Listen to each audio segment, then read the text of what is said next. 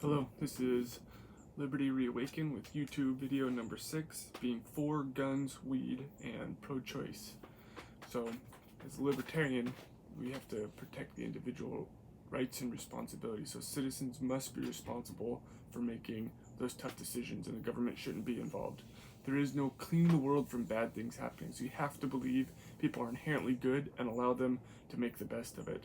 Because if you're running your government and you're not assuming those things, then you're going to have unnecessary rules and government controlling people's lives, and then that ends in catastrophe.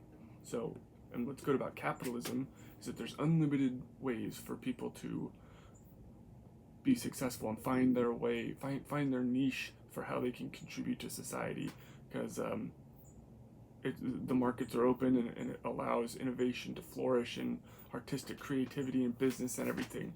So, and we have to encourage that type of behavior and not start to write rules to constrain what citizens are allowed to do.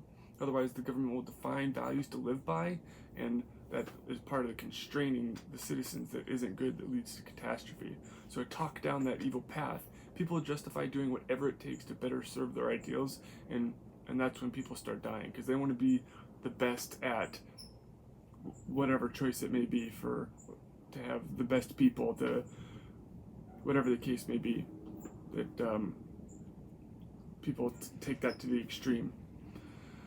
So that's when you start hearing the communist phrase, you gotta break some eggs to make an omelet. So if you want what's best for the population, then then the old and sick maybe are going to be sacrificed food, because to have the most food and the best medicine for the rest of the population, that some people are going to have to die, and they're already old and infirmed, so that we can afford to get rid of them. And you start hearing things like that, so that they start cutting edges because there's less resources, because it's capitalist or socialist compared to, socialist or communist compared to capitalism, where things do flourish. And so then you start to hear things like that. You got to break some eggs to make an omelet, and this sacrifices for the greater good, because they start to limit resources and how much it can occur, and then you have to start making choices like that, and you start hearing those phrases. Those are the red flags to keep an eye out for, or an ear out for. And other things is this sacrifices for the greater good. That's a bad one. You always hear about the greater good. The greatest good is the individual, not some state-run ideal or program that they're trying to do. So the individual is the best, not some state program. That's socialism, is that the state is the best. That's why religion doesn't exist in fascism or socialism and communism, because you can't have anything higher than the state. And when you have a religion and then those ideals clash with what the state's mission is, that's why they try to cut down that and get rid of religion in communism and fascism. Look it up. That's just the way it is, because you can't have anything more powerful than the state, and the state's making all the decisions instead of the righteousness of religion or other choices or other values that people have. It's the state is the number one, is the greatest good, and everyone else is subordinate to that. So you say we can do it as long as we don't have to turn to depravity. Say, well, we know to draw the line. We won't make the choice about having to kill people. And other socialists did it wrong, but I know how to do it right. That's what the politicians will say. Well, yeah, they made lots of mistakes, but I know how to do it right. We'll never get to that point where we start making those sacrifices and killing people. We know to stop before then, but that doesn't flow logically, because it's every inch down that path. And so the nearest spot down that path to draw the line happened in 1776, when they gave everybody the same liberties. All men are created equal, and the only people who violate liberties will be told what not to do. Because if you start inching it along, then that's what happens. You have to have individual liberties be the most important thing, and then let people choose values for themselves. And that's how you make sure that the government doesn't get out of control and people are allowed to flourish. So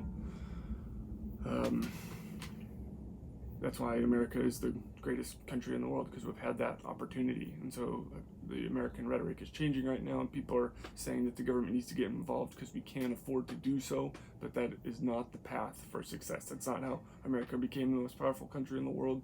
As soon as you take a turn down that path, then you're just leading to catastrophe and taking away those values of individual responsibility and hard work. So universal liberties allowed individuals to excel, and we did. But people are starting to take that for granted. So to protect the liberties that allowed humans to flourish, we have to expect people to strive for success and have pride in their work to protect what they earn. That's why we have the Second Amendment, because property ownership is paramount to liberty.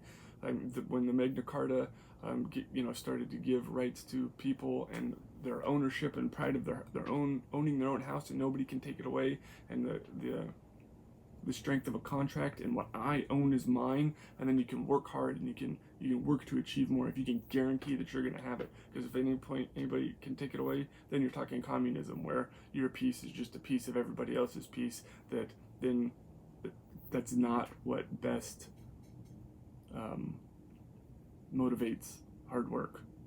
So that's why, getting back to the topic of the video, is that weed's no big deal. If people want to smoke weed, then the government shouldn't have any say in it. It's not affecting anybody else in society. Those people want to do that to themselves.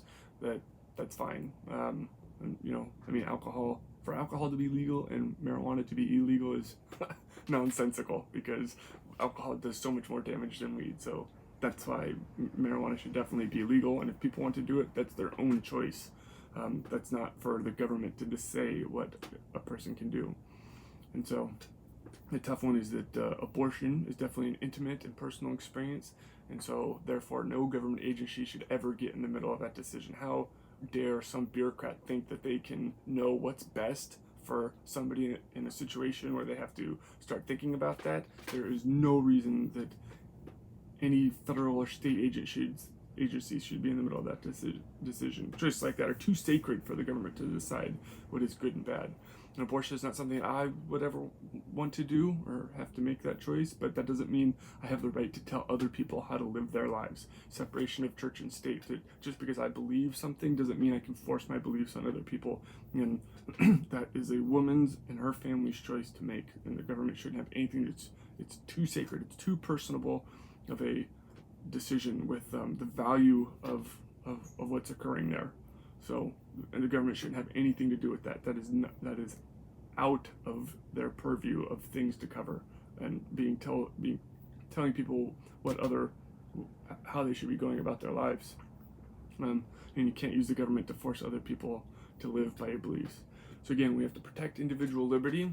So people should be able to make their own decision on weed, guns, and abortions. The individual decisions for those events are not the government's business, and we should vote to get them untangled from government involvement. So that's all I gotta say. As a libertarian, that's how I feel about that, because individual responsibility is just as important as the individual rights. Thanks.